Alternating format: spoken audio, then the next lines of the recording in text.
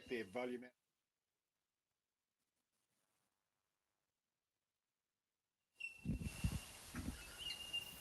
Am I on? Well, hello and welcome along to our Sydney-Melbourne touring live stream. We are live from Merimbula in New South Wales, which is one of the areas that has been fire affected by the horrible fires that we've had over this summer season. This is really a beautiful part of the world, and we'll go into that a bit more shortly. But first and foremost, if you've just joined us and you'd like to be able to chat, just have a look on the right-hand side of your screen. You'll see a little button that says chat. You just click on that little button. That'll bring out the sidebar, and then from there you can just click the three little bars on the top right of that screen. Should be a blue screen if it's the same as mine, and then you can sign in. Now, you can just register as a guest, or you can log in through Facebook if you use Facebook. And then if you want to ask us any questions at all as we go through the live stream, please do so. I've got a little tablet sitting here, and I can certainly see that as I'm going through. Sorry? Not Facebook. Oh, okay. I'm being corrected and I'm told just to type your name. But on mine, I had Facebook, and that's what I used to log in. So see whatever you get there. But if you sign in as a guest, you should be able to get straight into that chat program. So that's my colleague Anthony, who travels with me on the Sydney-Melbourne touring route. A lot of you will know Anthony from the various markets and so forth that he works with, which is really good. So over the past week, now that the road is finally opened all the way through between Sydney and Melbourne on the Coastal Drive, we've actually done the drive, done quite a lot of filming and spoken to quite a few tourism operators as well, just so we can check out the impact as we go along. And for this live stream, I also have a co-host. I'd like to welcome Amanda. How are you, Amanda? Hi, I'm fine. Thanks for having me. And you're from Sapphire Coast Tourism. That's correct. And so you're located your office is in Pambula, which is just south of Merimbula. Yes. But tell us a bit about Sapphire Coast. Where does it cover? The Sapphire Coast runs from Bermagui in the north all the way down to Eden in the south. Our coastal towns encompass Bermagui, Tathra, Merimbula, Pambula and Eden. And we've also got some inland towns as well that your viewers might be aware of. Bega, our heartland and the home of Bega cheese, Cobargo, Candelo and a few more little ones along the way.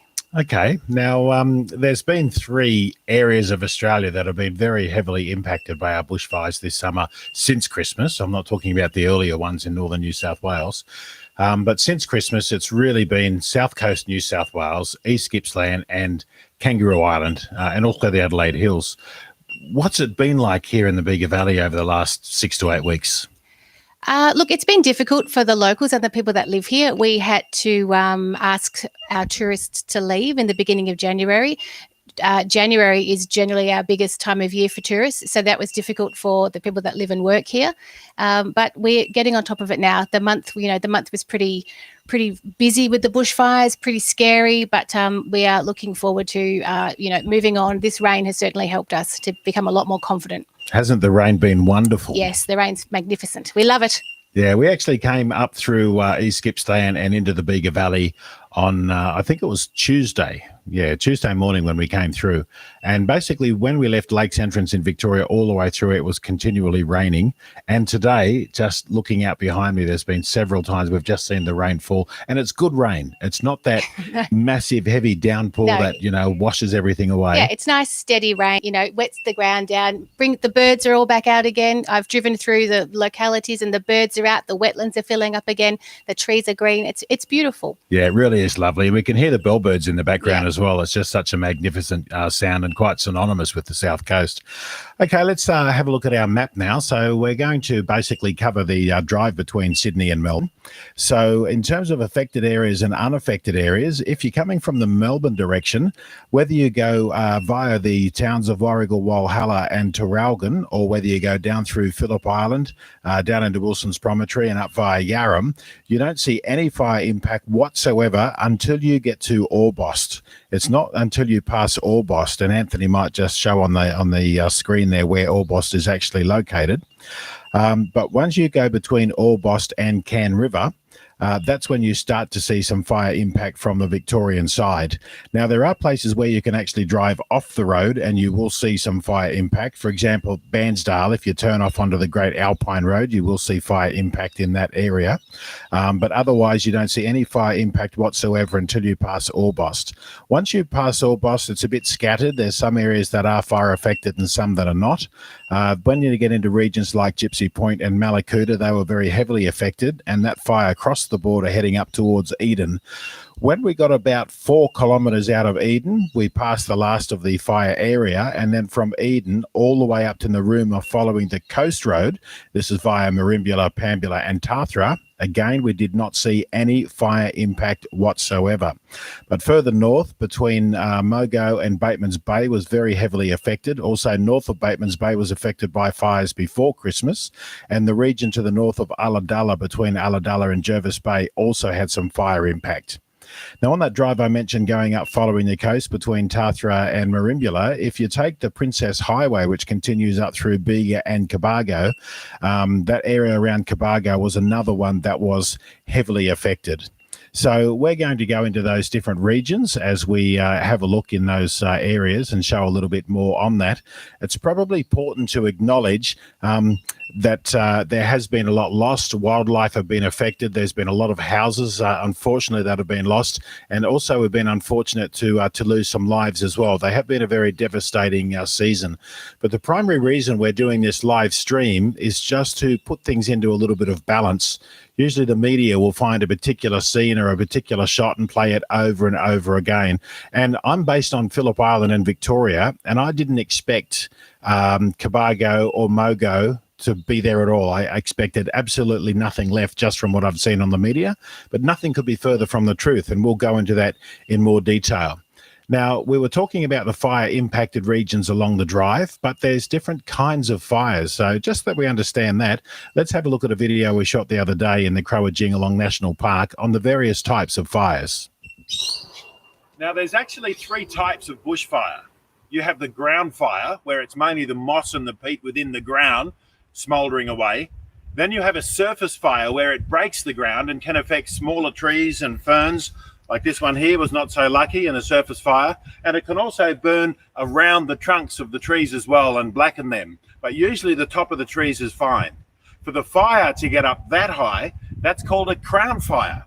You have low and high intensity fires. So a high intensity crown fire is when the flames go right to the top of the tree and pretty much destroy the whole thing. But in this case, what we're looking at, even though it's fairly black, is a surface fire. Because as you can see, looking up at the top of the trees, they're still green, lush and beautiful, but the fire's only gone through the surface. So there you can see the different types of fires that we have. So when you're doing the drive and you pass through some of those fire impacted areas, it's not a field of matchsticks, as you quite often see in the media. There are some areas where a low to medium intensity surface fire has gone through, which affects the ground level and the base of the trees, as I just said in the video. But the canopies of the trees, in most cases, are still lush green and beautiful. Or the leaves might have browned off from the fire, but the green leaves will come back in no time at all. It's amazing when we look at the regrowth, and we will look at that a little bit later on. So what is it like to actually drive through some of these regions? Well, I'm glad you asked. We've got another video on that one as well. So if we just have a look now as we drive through, this particular area is south of Jervis Bay. We're heading down towards Ulladulla, and it's completely unaffected. Then you come into a fire region, and this is what it's looking at. So here we've got a medium intensity ground fire. The leaves have browned off on the top of the trees, but they're still there. If it was a high intensity crown fire, there wouldn't be any leaves left at all. And then we turn around a corner and we can see there straight up ahead, you come out of that fire zone again and everything's back to green, normal and absolutely beautiful. So when you're doing the drive, it's certainly not going to be all black. There's going to be parts of the drive that are fire impacted like we're looking at now. There's some damage there to some road signs as well from the heat. And then there's other parts of the drive like this one here. We're coming into the town of Ulladulla. And you would never know there was fires in regions nearby. Coming into the town itself, the majority of towns were not heavily impacted at all. For example, Ulladulla, is the same as it always is, thriving, doing really well, beautiful beaches off the side, great accommodation, great food and wine. And if you're a fan of Rick Stein, he's got a restaurant there at Mollymook as well. So there's some great things you can do. We've jumped over the border now into Victoria. And as I mentioned, when we drove across from Lakes Entrance, it pretty much rained all the way. Now, this is before we get to Cann River. And in between Orbost and Cann River, 1 minute it's lush and green and lovely. And the next minute we're seeing areas that were more impacted by the fires. So this is the area that's just near Cann River. And as you can see here, some of the areas, the intensity of the fire and the height of the fire was quite high. Like this one here on the right would have been a high intensity crown fire going through there. It really depends on the weather and the speed. Now this road here is a bit smaller. It's off the main road and it's heading into the town of Mallacoota, one of the areas that was very heavily affected. And you can see there on the hill in the distance, again, those trees don't have many leaves on top. So a very high intensity fire on New Year's Eve was the one that went through. But once we got into Mallacoota, other than enjoying the rain, the main township and many, many houses still exist. Yes, there were a lot lost, unfortunately, but not the whole town. So the shops are open and trading and absolutely delighted to have the road open again so people can actually get in there and enjoy the shops. Across the border back into New South Wales, we're coming into the town of Eden now. And like I said, 4 kilometres before we got to Eden, everything was open and business as normal. And it's nice to see a nice busy CBD there in Eden as people are going out doing their shopping and so forth. So that gives you an example of some of the areas along the drive and the sorts of things that you can expect. But we also had a road closure. This is between Cann River and the New South Wales Victorian border, and that road was closed for almost 6 weeks. It's now open and you can get all the way through. But let's have a look at why that road was closed and a little bit of the regrowth as well. Now, there are times we don't complain about the rain in Australia, and at the moment it's one of those times. Beautiful soaking rain. But we can see here on the road about 25, 30 k's from Cann River why it was closed for so long. Because all of these big trees by the roadside, danger of falling, have been pushed right back into the forest, making it a much safer drive.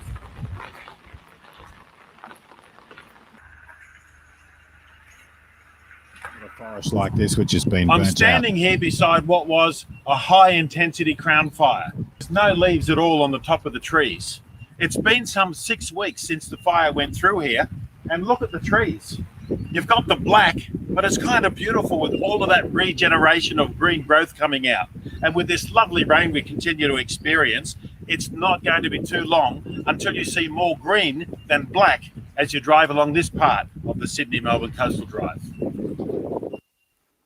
Just beautiful. So, Amanda, it's amazing just how quickly the bush bounces back after fire, isn't it? Yes, absolutely. The bush and the wildlife as well. As I said before, the birds are out. We're seeing less echidnas now. They were all out looking for water before, but now they're all heading back to their homes in the forest. So that's good news. When we were doing the drive, we saw so much wildlife, Yep. particularly kangaroos grazing in beautiful green paddocks on the side.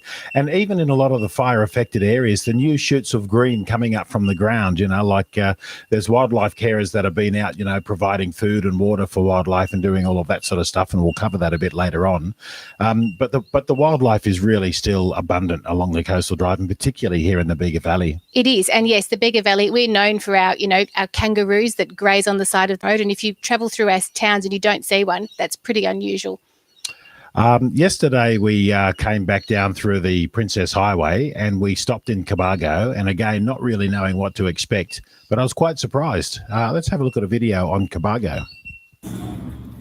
I'm standing here in the New South Wales town of Cobargo. Now, even where I live over on Phillip Island, the news that I was getting through sort of indicated this town was completely wiped out. But again, nothing can be further from the truth.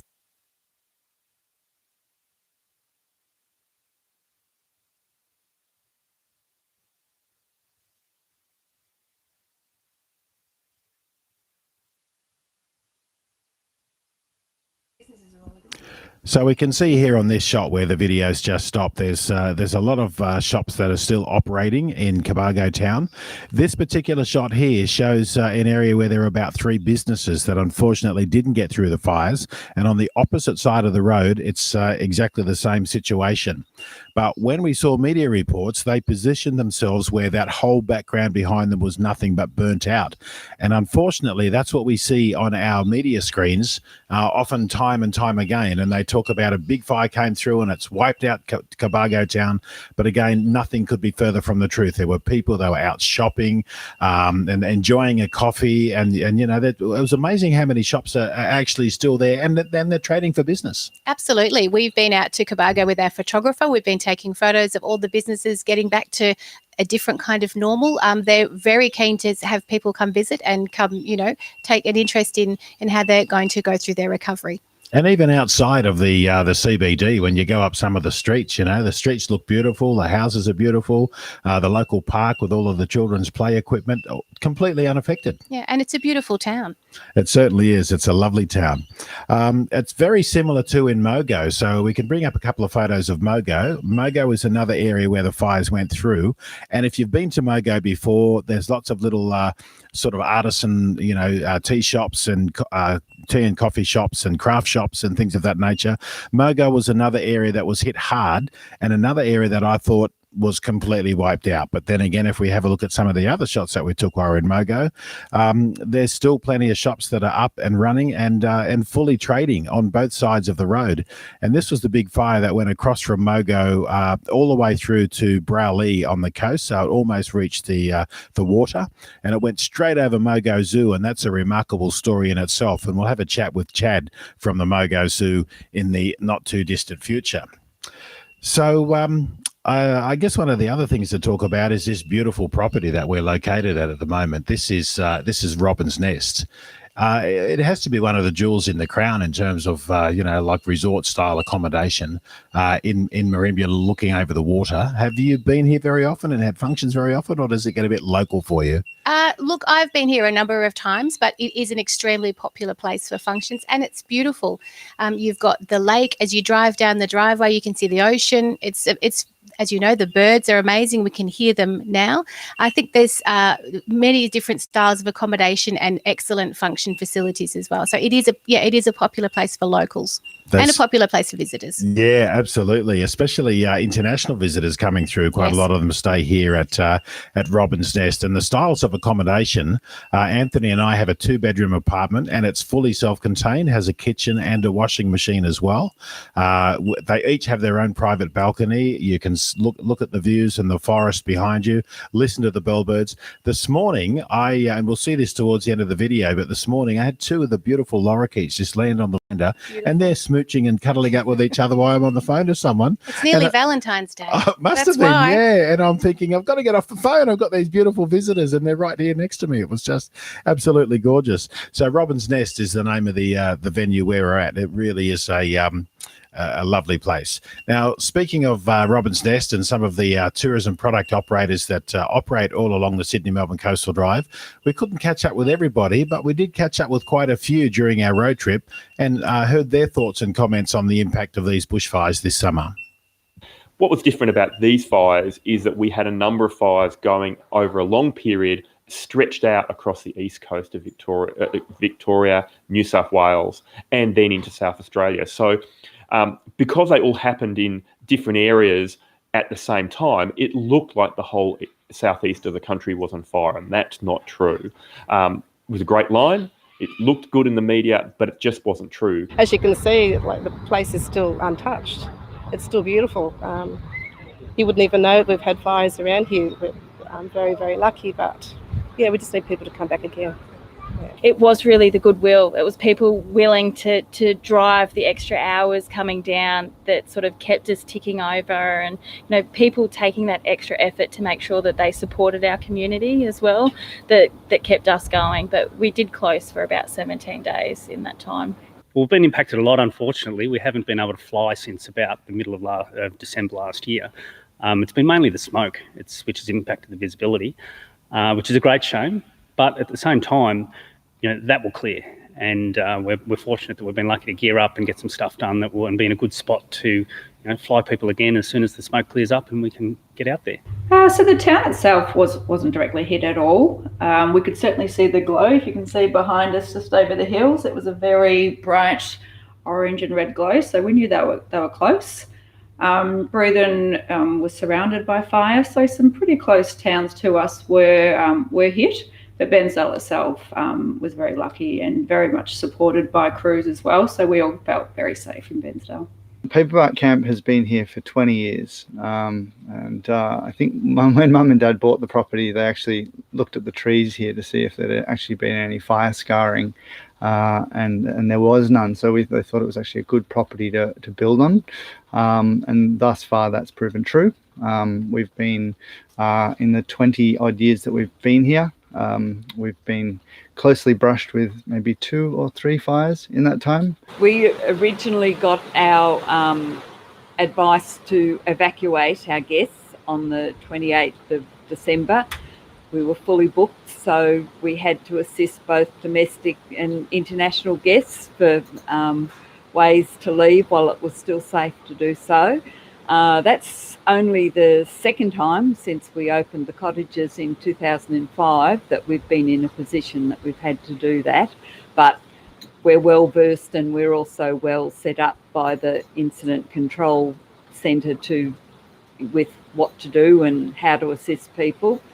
No, they were completely understanding. They knew why they had to leave. I mean, especially with the news and stuff like that, of what was going to happen on the 4th. So they were very understanding. They had plenty of time to pack up and go. It's not like leave now, the fire's going to be here in 30 minutes. So we had a lot of time to get them prepped and out of here, and everything shut down before the fires actually came through. But we got through it, and really it's now just about bouncing back from that. We had some guests that were in-house at the time that actually evacuated and then came back because they were having such a great time. So as soon as it was safe to do so, they resumed their stay, which was wonderful. The community really pulled together to defend Gypsy Point as a whole. Mallacoota, there's a very big community spirit there too. The fire shed just became a hub of activity of people dropping in food, dropping in lovely baked goods, checking in to see what they could do to help the team. And so Tanja definitely came alive as a community of support, and people just communicating together about what their intentions are, just supporting the fire crew, basically knowing what an awesome job they were doing. So we sort of know each other a bit better now, and I think we had a community barbecue on the foreshore just a couple of days ago, Paul. I've never seen so many people at that barbecue, and I think that's a direct result of people really want to connect, and they want to know their neighbour, and they want to look after their neighbour, and they want to know that we've got each other's backs if it were to ever happen again. And the community really got together to prep the village, because in the brigade we told them they had to do a lot more cleaning up and get those gutters cleaned of leaves and tidy up their gardens and all those sort of simple jobs. And the community got right in and did all that and helped each other and really worked really well together. I think too, for me, there was such a sense of support and concern for one another. We're a tiny little village, 2 tiny little villages, and we know each other so well. It's like being in a lovely family. And wherever you went, people were looking out for you, had a real sense of a great community resilience, a great sense of caring and support for one another, which is pretty special. Well, very lucky. We got a wind change at the right moment. We also have a number of natural fire breaks or semi-natural fire breaks around the area.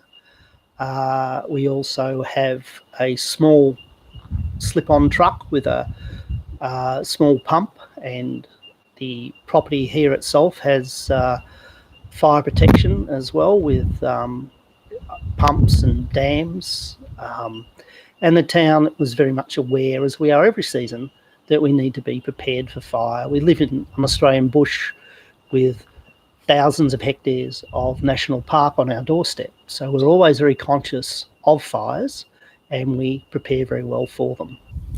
Nor'easterly prevailed, and we've just been so lucky, and we're so grateful. Really, Tilba has remained unaffected. The Bryn at Tilba, as you can see, is still standing. We're ready to get moving again, and we just need to take a bit of iron off windows. And I decided to stay here just to make sure that the assets for Discovery were protected, because it's my park, so I didn't want to see it go up if I could help it. Not that I could probably done a lot, but at least in my mind that I did all I could do. But luckily the fireys were here with their trucks in order to keep it back. and that way, because if they didn't, the park would have been gone. And they said that straight up. If they weren't here, the park would have been gone. The community pulled together pretty well. It was only the visitors that were evacuated from Tathra, and I think there were concerns about road access and what would be happening. Most of the locals did stay, and pretty well all of the visitors did depart. But we had road closure issues to the north, west and south. But all the roads are now open again. And we've got to be really conscious that the media loves flames. You know, the old line, if it bleeds, it leads. It goes onto the front pages. And quite often when you watch media reports, they'll show the same footage over and over and over again because they've picked out the worst bit of footage that they can put on, and that's actually not the reality. So that's Michael there from Walhalla, wrapping up that little segment there on some of the tourism operator partners that we have all the way along the coastal drive. And you wouldn't know there was a fire at the back of that hotel 12 months ago because of the regeneration of the Australian bush. It's so resilient. And speaking of resilient, our wildlife is quite resilient, Amanda. We've had so many great news stories about wildlife. I mean, sure, we acknowledge the fact that a lot of them were injured and under major threat. We've had significant losses of wildlife. For how many we don't know, but there's some good news stories that have come out of it as well. Absolutely. I was just reading earlier today that national parks have gone out and found fresh evidence of koalas still getting about in our national parks, which is great. It means that, again, as you say, all these terrible media stories that they put out there, our wildlife, it's still around and it will flourish now that the conditions have eased. Yeah, it certainly will flourish. And we have some wildlife heroes. There's so many of them. I mean, we always pay tribute to our fireys on both sides of the border. And of course, we have so many people internationally that come in and help out our fire fighting services as well. But behind the scenes, there's other great warriors, and that's the wildlife warriors. These are people who go out placing food and water in locations where forests have been burnt out, so animals looking for food can find it, and they know what sort of food to feed them as well. Another great story is the Mogo Zoo. Now it's a zoo, not like a native wildlife park, and it was right in the line of fire, with that fire going through Mogo and across towards Browlee, which is up in the Eurobodalla region in the middle of the south coast, but not one single animal was harmed, and it's pretty amazing. We spoke to one of our local wildlife warriors, Lorraine Hunt again, who collects injured kangaroos and injured wildlife, takes them back to her place, gets them rehabilitated, and releases them back into the wild. She's got a thorough understanding, both Loz and Sam, on looking after our wildlife. So we spoke to them about some of the wildlife good stories to come out of this. There's a strong sense of having saved the koala habitat, because the New South Wales koala remnant population of wild koalas is very small and very struggling for habitat. And the figures coming out of what is potentially gone, not really sure, they're all just guesswork right now. But the remnant population here, their habitat's intact, which is fabulous. So we were very fortunate. I guess the Mogo Wildlife Park has an amazing team, and that's why we're still standing. When everyone else was told to evacuate from the town, the zookeepers turned up here and helped fight the fires to keep it safe for the day. So from 6 a.m. in the morning, we were putting water onto every square inch of the park. For that real central part of that day when it got really crazy, we were fighting fires on every square inch of the place. And then finally, when that southerly changed in the evening, we felt like we got on top of it for the most part. And then we put out spot fires for, I think, about the next 4 or 5 days. But to provide food for the population that's here now so that it can feed up and breed up to then replace what's been lost in burnt out forests. So there was a lot of question initially about should we be feeding the wildlife? But it was an absolute overwhelming yes. Let's feed them the appropriate food, especially access to water. And then they're not going to rely on it because it's such a short time. And if you take certain processes into account of how to put the food out, you can avoid disease sharing and, other things as much as possible. So, yeah, there's a really strong, and it's still happening, group of locals who are going out there on a daily basis or checking food stations every 2 or 3 days, making sure that either burnt out forests have some access to water or intact forests have a good breeding population of animals here still. Yeah, to protect the animals, it really depended on the species. There were sort of, I guess, different categories. So there were certainly animals we were just able to essentially leave where they were. Where they were was safe. We then had some smaller animals like primates, like the marmosets and tamarins, and even the red pandas. Where they were was not safe, so they got packed into travel containers and they came up to my house, which is on site. We had the big dangerous sorts of animals like the lions, tigers, gorillas, orangutans that were all moved into their night dens, given plenty of food, plenty of water, and then kept separate from what was going on. And then the really big stuff like the giraffe and the rhino and the zebra were given access to every single paddock that we have along our boundary, which meant that they could then put themselves where they felt most safe in proximity to the fire. So that really is a remarkable story, and it's wonderful to see so many people who are actually, looking after our wildlife. And these are some of the stories that you don't see. There's been veterinarians who have donated their time to help out the injured animals and so forth as well. So yes, while we say our wildlife has been impacted, it's not as bad as the media make out.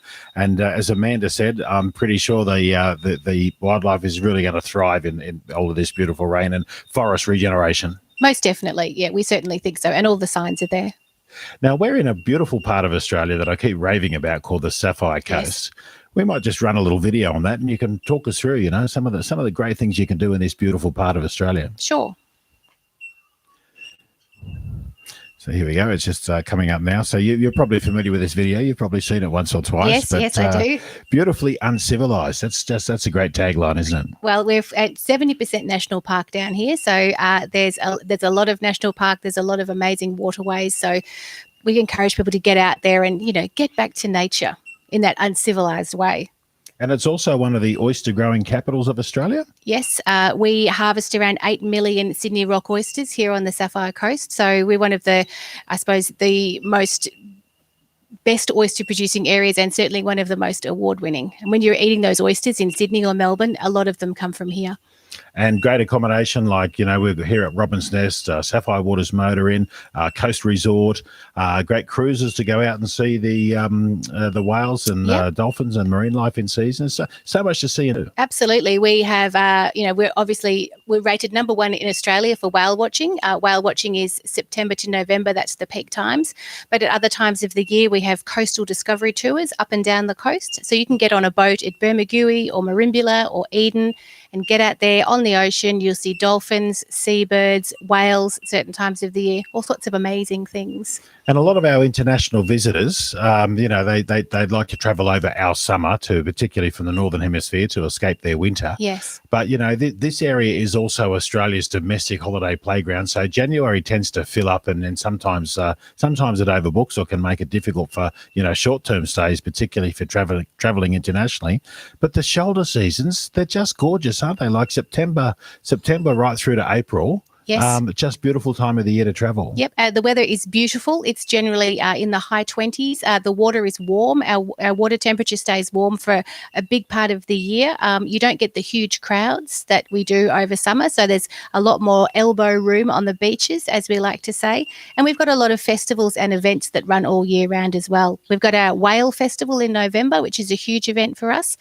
We've got all sorts of music festivals, arts festivals, food festivals. So there's something every single time you come during the year. So it certainly is a year-round destination. Absolutely. I came down here on a familiarisation tour once. Myself and my wife hosted a couple of travel agents from Frankfurt in Germany.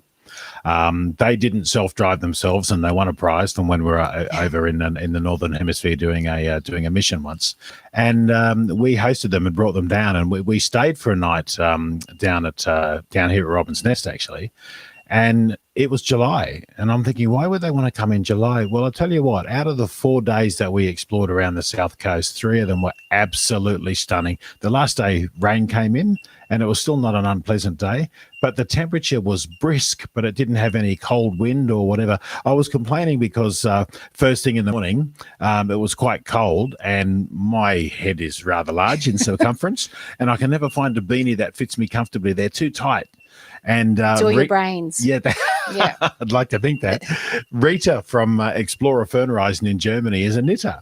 and she's sitting in the seat behind me. So driving down from the Rooma down to here, this tape measure kept coming over saying, tape measure coming through.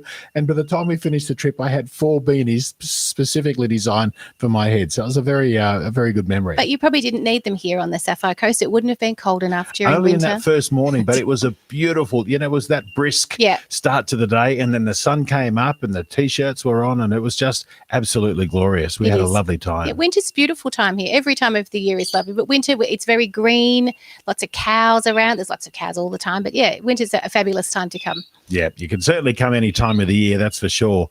So we need to wrap up now, and I guess the first thing that I need to talk about, because I missed it at the start, is out of the whole drive, the total kilometres that's actually affected. Do you know what that figure is, Amanda? I believe it's 18%. You are smack on, or something like that. Only You're right 18%. 18%. So that means 82% of the drive is totally unaffected. That's that's pretty awesome. So there's still some great experiences to have along the drive. Now the main roads are open all the way through, and places like Malakuta you can get to now. But some of the side roads still remain closed. And if you want to keep up to date with when are these roads likely to open, there are some websites that we can go through. First of all, we'll start with the Vic Emergency website. Our emergency services throughout Australia are usually state-based. So this particular one is the Victorian one. It's called Emergency Vic. And you can sort of zoom in here and see where all the fires have been. And as we zoom in closer, you can see the fire that started in that Crower-Jingalong area and went up over the border and threatened places like Eden. When you click on the links, it brings up all of the information. So you can find out more about the bushfire. And on this side, it's not just bushfires. It could be any type of emergency situation. You will find it there on the Vic emergency page. And you can also get an app and download it to your smart device. So as you're traveling, you can still travel at any time of the year, even when we have fires. We have fires every year. They're caused by lightning strikes. We had a combination of factors this year that made them worse, but with the right preparation and the right apps, you can still work your way around those sorts of situations when they happen. Let's look at the New South Wales side. So we've got the New South Wales Rural Fire Service, and they have a similar app that you can zoom in on. And then they have the areas of where there's been fire impact. And again, it's important to point out their state-based apps. So if you just scroll down and have a look at that fire down in the patch below us, down below Eden, it looks like the fire just conveniently stopped on a straight line along the Victorian border. Very neat fire it was. A very neat fire indeed. But obviously that's where the Victorian one takes over. And it's not just New South Wales and Victoria. It's all the states and territories would have their own sort of relevant emergency app, I would assume. Yes, they do. And obviously you can feel a lot more confident traveling around when you are able to download these apps and get the information at a moment's notice. That's correct. So don't focus on what the media tell you. Go to these state government organised apps and websites and learn what the actual facts are.